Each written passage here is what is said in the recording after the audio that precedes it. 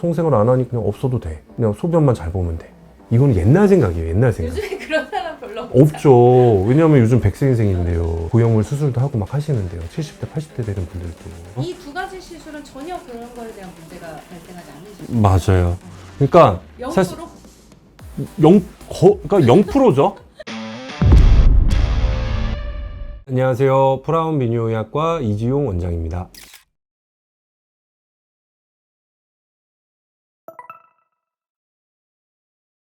우리가 전립선이 커지지 않았을 때를 보통 한 20g 정도 이야기하죠. 그러면 예를 들어서 30g인 분이 있고 60g인 분이 있어요. 그럼 당연히 60g 분이 전립선이 훨씬 더 크잖아요. 그럼 그분은 증상이 훨씬 더 안 좋겠네? 라고 생각을 할 수 있잖아요. 일반적으로 단순하게 생각하면. 그렇지는 않다는 거죠. 30g인데 소변 보는 걸 더 불편해하는 분도 있어요. 60g인데 정상이야, 소변 패턴이. 그런 분도 있고요. 근데 이제 이게 수치화되어 있다 보니까 이게 뭔가 커져 있으면은 증상이 더 안 좋지 않을까? 그냥 이렇게 생각하시는데 실제로 그렇지는 않다. 크기보다 더 중요한 거는 모양이다라는 거죠. 전립선이 커질 때 옆으로 커져 있느냐 위로 커져 있느냐가 또 되게 중요해요. 사실 옆으로만 이렇게 커지면 증상이 심하지 않은 분들이 많아요. 소변 보는 거 크게 불편해하지 않는 분들이 많고요. 위로 커진 분들은 굉장히 불편한 분들이 많아요. 그래서 중요한 거는 크기보다는 모양이다. 근데 모양이 왜 중요하냐? 어느 정도 좁혀지느냐가 중요한 거예요. 그러니까 길이 얼마나 좁아져 있느냐. 크기는 커져 있는데 전립선부 요도가 잘 확보가 되어 있는 분도 있어요. 그러니까 그런 분들은 길이 좁아지지 않으니까 소변 보는 거 많이 불편해하지 않을 수 있고요. 크기가 많이 크지 않은데 굉장히 전립선부 요도가 눌려서 좁아져 있는 분들이 있습니다. 그런 분들은 굉장히 불편해할 수가 있죠. 그 다음에 아까 모양적으로 위로 많이 올라가 있는 분들 말씀드렸는데 전립선이 위로 많이 올라가게 되면 방광을 뚫고 올라가게 돼요. 그러면 이제 방광 자극 증상, 방광 기능에도 영향을 미치게 되거든요. 그런 분들은 약효도 굉장히 떨어져요. 약물 효과도. 수치로만 단순하게 비교할 수는 없다.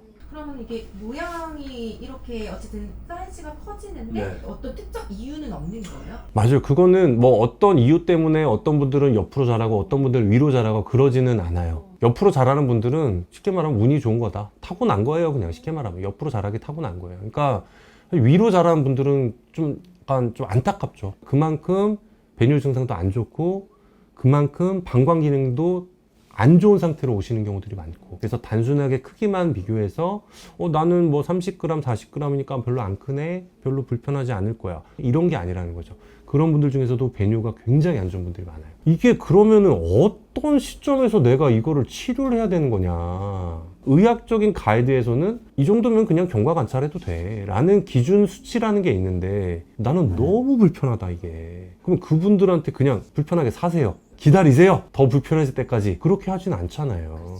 예. 그런 분들은 적극적으로 치료해야 돼요. 병원에 오셨다는 거는 그만큼 불편하니까 오시는 거지. 병원에 갔는데 의사가 딱 보더니 뭐 30g도 안 되니까 그냥 뭐 경과 관찰 하시죠. 병원에 오신 그분은 그냥 괜히 병원에 그냥 갔겠습니까? 특히 비뇨약과는 쉽게 올 수 있질 않아요. 그냥 내과 가듯이 가지 않거든요. 정말 고민하고 오시거든요, 보통은. 그런 분들한테 크기가 30g도 안 되니까 그냥 기다리세요? 그거는 저는 아닌 것 같아요. 대신 최소한의 의학적인 가이드라인이라는 게 있어요. 뭐 시술적인 치료, 약물 치료 마찬가지로 거기 가이드라인에 맞춰서 원하는 치료 방법 선택해서 치료할 수 있는 거죠. 예. 가이드라인은 그 수치와 맞지 않더라도 치료받을 수 있는 거죠. 거잖아요. 있는 거죠. 예, 근데 이제 그 가이드라인을 만들어 놓은 거는 과잉 진료 뭐 이런 거를 좀 막자. 그런 어느 정도의 기준을 만들어 놓자, 이제 이런 거죠. 어쨌든 그 기준에 맞는 사람들 중에서 적극적인 개선을 원하시는 분들은 치료 빨리 해야죠. 교과서에는요, 전립선 비대증 수술도 합병증이 났을 때 해라고 돼 있어요. 지금 교과서 지금도요. 그러니까 교과서에서 전립선 비대증 수술 언제 해요? 방광에 결석이 생겼어요. 요로 감염이 생겼어요. 신기능이 떨어졌어요. 요폐가 생겼어요. 이럴 때 수술하세요. 인디케이션 이렇게 써 있어요. 그럼 너무 심하죠. 진짜로 거의 최악의 상황에 도달했을 때 수술하라고 돼 있는데 그렇게 하면 안 되죠. 치료 단계는 전립선 비대증의 1차 치료는 기본적으로 약물 치료입니다. 배뇨가 불편해서 오셨어요, 병원에. 기본적인 저희 검사하죠. 혈액 검사에서 PSA 측정하죠. 암이 있는지 확인합니다. 신기능 떨어져 있는지 확인합니다. 요속 검사에서 소변 패턴 어떤지 확인하죠. 그 다음에 초음파에서 전립선 크기 모양 측정하고, 내시경에서 전립선 유도 얼마나 좁아져 있는지, 방광 내부에 동반된 문제가 있는지 확인합니다. 전립선 비대증 진단됐어요. 처음부터 수술하세요? 이러지는 않죠. 약물 치료하죠. 근데 이제 약물 치료 효과가 좀 떨어지는 분들이 있어요. 또는 약물 치료를 원치 않는 분들이 있어요. 그런 분들은 이제 시술이나 수술적인 치료 할 수 있죠. 처음부터 그런 설명이나 그런 것도 없이 그냥 수술하세요 이러면 안 되죠. 1차 치료는 약물 치료다 라고 알고 계시면 됩니다. 그러니까 전립선 비대증 진단이 됐으면 약물 치료부터 시작합니다 라고 알고 계시면 되는데, 근데 주의사항이 있어요. 전립선 비대증 약물 치료를 하면요, 기본적으로 성기능 부작용이 생길 수가 있습니다. 이거를 말씀드려야 됩니다.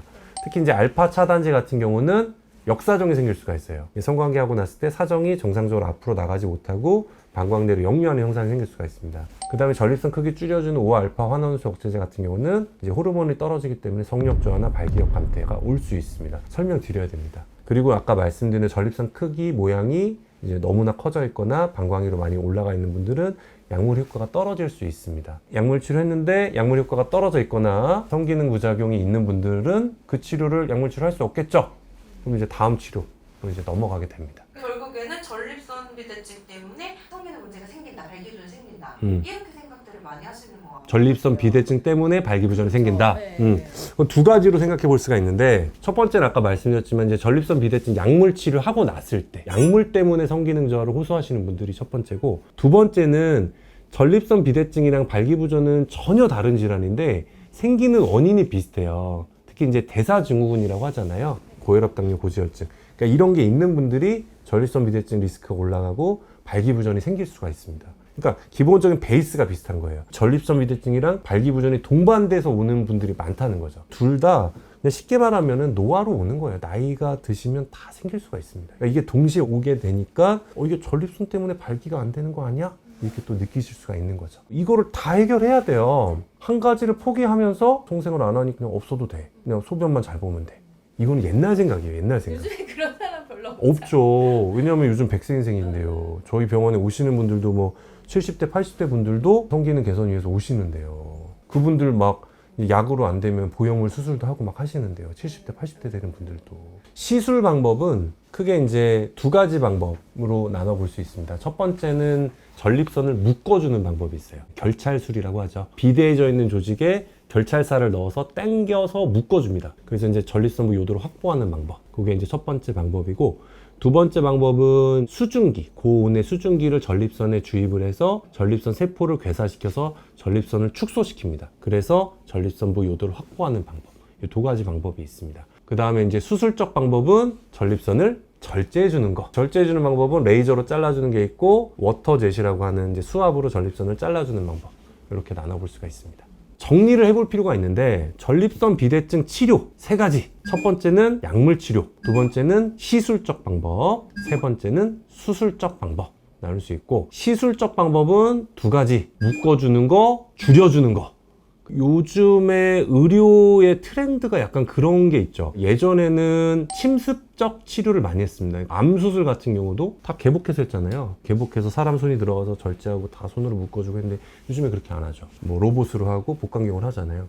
그러니까 최소한의 손상을 주는 거예요. 개복을 해서 수술하면 당연히 수술하는 건 편하지만 그 환자분이 회복할 때 얼마나 힘들겠습니까? 이게 회복할 때 너무 고통이 심하죠. 최소 침습, 최소한의 고통을 주는 거예요. 절개도 최소한으로 하고, 그래야 회복도 빨라지죠. 전립선 치료도 마찬가지입니다. 그러니까 어떻게 하면 환자분한테 부담을 덜 주면서 부작용을 최소한으로 하면서 효과를 줄 수 있을까 하면서 새로운 방법들이 계속 나오는 거예요. 기존에 있던 방법들은 그렇게 못했다는 거죠. 수술적인 방법 좋은데, 절제하는 거 좋은데 그걸 했을 때 잃는 게 생기는 거예요. 홀랩 수술 되게 좋은 방법 맞는데 수술 시간이 오래 걸리고 마취에 대한 부담감이 있고, 그 다음에 수술하고 출혈도 생길 수 있고, 제일 안 좋은 거는 사정 기능을 보존할 수 없다는 거죠. 이거를 원치 않는 분들은 뭘 해야 될까요? 시술적 방법이 있죠. 시술을 하면 네. 재발에 대해서 걱정 많이 이제 하시죠. 걱정을 하셔서 네. 좀 망설이시는 네, 거잖아요. 네.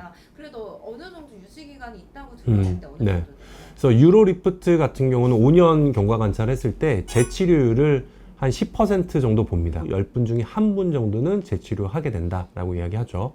근데 이것도 조금 정확히 좀 따지고 봐야 될 게 있는데, 예를 들어서 유로리프트라는 치료 방법을 적용했을 때 그 환자분의 전립선 상태가 어떤 분을 했느냐라는 거죠. 그러니까 예를 들어서 전립선 크기가 많이 크지 않은 분들을 했어요. 뭐 30g, 40g, 50g 이런 분들을 했어요. 그런 분들은 5년이 지났을 때 재치료율이 10%까지 될까요? 제 경험적으로는 그렇진 않은 것 같아요. 그러니까 크신 분들이 당연히 재치료 가능성이 높겠죠. 유로리프트는 5년 팔로우업 하게 되면 재치료율이 한 10% 안팎 정도 된다라고 보시면 되고, 리줌은 그보다 좀 낮습니다. 그러니까 리줌은 이제 수증기를 넣어서 전립선 줄여준다고 했잖아요. 전립선 비대증이라는 게 이제 커지지 않은 전립선이 커져서 생기는 게 문제잖아요. 그거를 줄여주기 때문에 그만큼 재치료율이 낮습니다. 보통 5년 팔로우업을 하게 되면 4% 정도 이야기합니다. 유로리프트보다는 좀 더 우월하죠. 사정 기능에 대한 걱정 없이 또 네. 지내실 수 있습니다. 그럼요. 이 두 가지 시술은 전혀 그런 거에 대한 문제가 발생하지 않는 시술. 맞아요. 그러니까 0%? 사실 그러니까 0%죠. 그러니까 사정 기능에 대한 보존은 0%입니다. 이거는 사정 문제 생기지가 않아요. 발기능 생기지 않아요. 생길 이유가 없는 거예요. 생각을 해볼게요. 사정 기능이 보존이 된다는 거는 구조를 유지를 시켜주면 돼요. 사정을 할 수 있게끔 해주는 구조를 유지시켜주면 나중에 어떤 치료를 해도 그 기능이 보존이 되겠죠. 근데 우리가 홀랩 수술이라고 하는 전립선을 절제해주는 거는 사정 기능을 보존하기가 어렵습니다. 왜냐하면 정구라고 하는 정액에 나오는 구멍이 있는데 그 구멍 주변 조직들이 있어요. 그 조직들을 잘 살려야 되거든요. 근데 수술적인 절제술을 하게 되면 그 조직들을 잘 살리기가 어렵습니다. 그러니까 사정 기능을 유지시켜주는 조직이 유지가 되어야 되는데 절제술을 하게 되면 주변 조직이 유지가 안 된단 말이에요. 그러니까 사정 기능이 보존되기가 어려운 거예요. 근데 유로리프트 리줌은 사정 기능을 유지시켜주는 조직을 보존을 하거든요. 그러니까 사정이 안 될 이유가 없는 거죠. 발기능이 떨어질 이유가 없는 거죠. 그 원장님만의 좀 이렇게 중요하게 생각하는 시술의 노하우가 있으실 것 같아요. 그러니까 유로리프트 리줌 굉장히 좋은 치료 방법이고 결과들도 굉장히 좋아요. 환자 만족도 굉장히 좋습니다. 그러니까 근데 이제 두 치료 방법이 달라요. 치료 결과가 좋으려면요, 이 치료에 적합한 환자분한테 대상으로 해서 치료를 해야 됩니다. 유로리프트 아까 말씀드렸던 굉장히 좋은 치료인데 모든 전립선 비대증 환자한테 적용 가능한 건 아니에요. 기본적으로 전립선 비대증의 크기가 한 30에서 한 80g 정도 크기여야 되고요. 그 다음에 양측엽이 발달되어 있는 분이어야 되고 가운데 중엽은 발달되지 않은 분이 좋습니다. 그런 분이 했을 때 결과가 좋은 거예요. 그 다음에 두 번째는 시술자의 경험이 굉장히 중요한 게 결찰사를 묶어주는데 그럼 어느 부분에 묶어줄 거냐거든요. 어느 부분에. 정확한 부분. 이 환자의 전립선의 크기 모양, 전립선이 어느 정도 좁혀져 있는지 그 수술하는 의사가 수술 전에 판단을 하고 해야 돼요. 아무 데나 묶으면 안 돼요. 그러면 길이 확보가 잘 안 돼요. 그 다음에 또 결찰사를 몇 개를 넣을 거냐 또 굉장히 중요합니다. 어떤 분은 한 쌍으로만 딱 묶어도 길이 잘 확보되는 분이 있고요. 두 쌍으로 해야 되는 경우도 있고 그래요. 그래서 그거는 시술자의 경험과 능력이 굉장히 중요합니다. 적합한 분이 시술을 받으셔야 되고 그 다음에 시술자가 이 환자한테 적합한 위치에 적합한 개수로 유로리프트 시술을 해줘야 됩니다. 그래야지 결과가 좋아요. 리줌도 마찬가지예요. 리줌도 수증기 쏴주면 되네? 대충 쏘면 되는 거 아니야? 이렇게 생각하지만 그렇지가 않아요. 왜냐면 전립선의 크기 모양이 다 다르고요. 그 다음에 특히 이제 전립선의 이행대라고 하는 부분이 있죠. 리줌 같은 경우는 이 이행대가 타겟이에요. 거기에다가 쏴줘야 돼요. 근데 이행대 크기가 길이나 높이가 사람마다 다 달라요. 그러면은 똑같은 전립선 크기라고 해도 수증기 주입하는 위치나 수증기 주입하는 횟수를 똑같이 할 수가 없습니다. 사람마다 다 다르게 해야 되고요. 그 다음에 리줌 할 때 또 중요한 게 뭐냐면 수증기를 깊숙하게 넣어줘야 돼. 전립선 점막에만 쏴버리면 전립선 내부에 들어가지 않고 겉에만 쏘기 때문에 붓기만 많이 생겨요. 붓기만 많이 생기고 전립선 볼륨이 줄지가 않아요. 그렇기 때문에 깊숙이 정확한 부분에 정확한 횟수로 넣어줘야 됩니다. 그래서 이것도 마찬가지로 시술자의 경험과 능력이 중요하다. 전립선 비대증이 생긴 원인 중에 대사증후군, 고혈압, 당뇨, 고지혈증, 그런 기저질환 있는 분들은 관리 잘 하셔야 되겠고 그거를 일으키는데 안 좋은 게 뭐죠? 우리가 음식들 있죠. 서구식 식생활, 육류 위주의 식생활, 기름기 많은 음식 피해 주셔야 되겠고 전립선 문제든 남성 성기능 문제든 혈액순환이 굉장히 중요하거든요. 혈액순환 좋게 하려면 근력 운동 많이 하셔야 됩니다. 특히 하체 근력 운동 많이 해주셔야 돼요. 그 다음에 이제 방광 기능을 안 좋게 하는 좀 안 좋은 생활 습관이 있습니다. 그러니까 대표적인 게 술, 담배, 커피, 탄산음료, 뭐 맵고 짠 음식, 자극적인 음식들. 그 다음에 이제 생활 습관적으로 뭐 자전거 타기라든지 오랫동안 앉아 있는 거, 회음부에 좀 압박감 오래 주는 습관들, 그런 것들이 안 좋은 영향을 미치기 때문에 꾸준하게 관리해 주는 게 좋겠고 그 다음에 이제 물 먹는 것도 있어요. 물 먹는 거. 너무 많은 과도한 물을 많이 드시게 되면 당연히 소변 생성량이 많아지잖아요. 화장실 자주 갑니다. 빈뇨가 있는 분들한테 하루에 수분 섭취량 어느 정도 되는지를 항상 확인해야 되는 게 물을 너무 많이 드시는 분들이 있어요. 그럼 당연히 화장실 많이 가잖아요. 그 다음에 야간뇨 문제가 있어요. 야간뇨. 밤에 깨시는 분들. 밤에 소변 때문에 깨시는 분들은 잠을 잘 못 자요. 그래서 가능하면 자기 전에 뭐 안 드시는 게 좋습니다. 전립선 비대증의 치료 방법이 새로운 방법들이 너무 많이 나왔고 이거에 대한 마케팅 광고가 되게 많이 나오다 보니 어떤 특정 방법이 가장 우월하다라고 생각하고 오시는 분들이 많이 있습니다. 근데 그거는 아니죠. 치료 방법이 많다는 거는요, 그만큼 어떤 특정 방법이 우월하지 않다는 거예요. 치료 방법 여러 개 중에 정말 우월한 방법이 있어요. 그러면 다른 거 안 하겠죠. 이거 하겠죠. 그냥 이거만 하면 다 좋아지는데. 그렇기 때문에 본인한테 적합한 치료 방법을 선택해서 받으셔야 됩니다. 어떤 치료 방법이 우월한 건 없어요. 약물 치료, 시술적 방법, 수술적 방법, 각각의 장단점이 있습니다. 의사랑 상의를 해서 그걸 아셔야 되겠고, 장단점에 대해서 충분하게 이해를 하셔야 되겠고, 그 다음에 나의 현재 전립선 크기 모양, 나의 현재 전립선 상태, 증상에 가장 적합한 방법이 뭐냐, 그걸 아셔야 되고요. 그 다음 내가 원하는 게 뭐냐. 나는 그냥 소변만 잘 보면 돼. 그럼 약물 치료 하실 수도 있고요. 아니면은 그냥 절제술 하셔도 됩니다. 나는 성기능 보존하고 싶어. 그러면서 배뇨 증상도 같이 개선하고 싶어. 이런 분들은 시술적 방법으로 해야 됩니다. 각각의 시술 방법의 장단점에 대한 충분한 인지와 나의 정확한 현재 상태를 아시고 적합한 방법을 선택하시는 게 중요하겠습니다.